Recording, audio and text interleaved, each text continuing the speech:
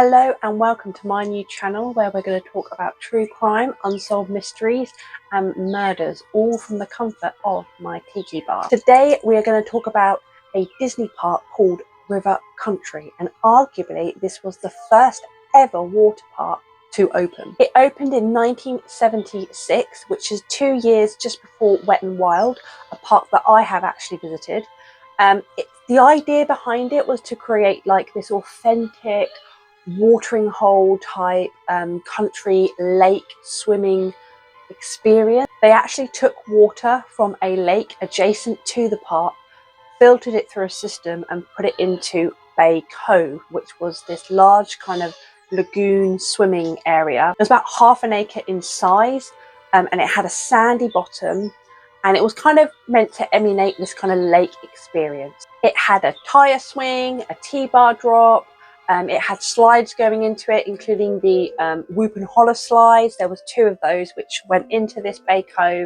So yeah, it was a really unique experience that they were trying to create. When it first opened, it attracted so many visitors, like 4,700 customers a day. And this was back in the 70s. It was hugely popular. However, after 25 years, it was closed permanently.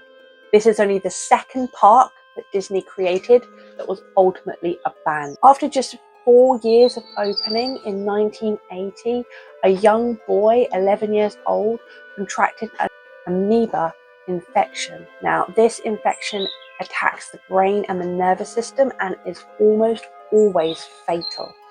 At the time, Disney kind of got out of any responsibility of it, as there were other cases of boys in the area contracting this infection from other lakes, not so much the River Country water park itself.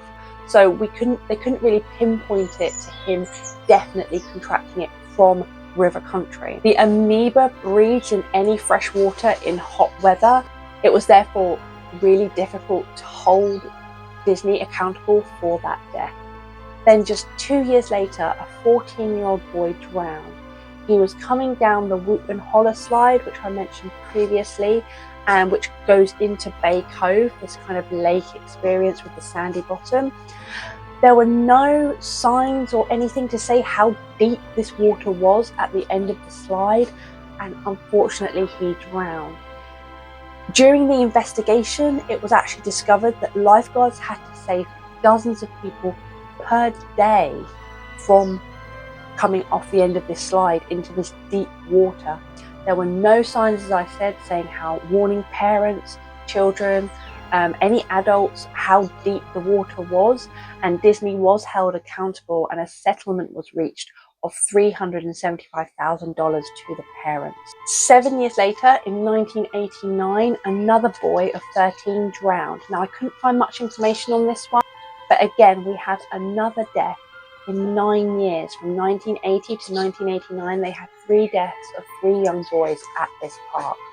The park carried on, and in 2001, it was closed for maintenance. But as I said, because of the Twin Towers and the decline in tourism, the park never reopened, and it was just kind of abandoned and eerily left. And then in 2005, Disney announced that it was shut permanently. From then, there have been plans to build hotels on the area. This hasn't transpired yet, mainly due to the delays because of COVID.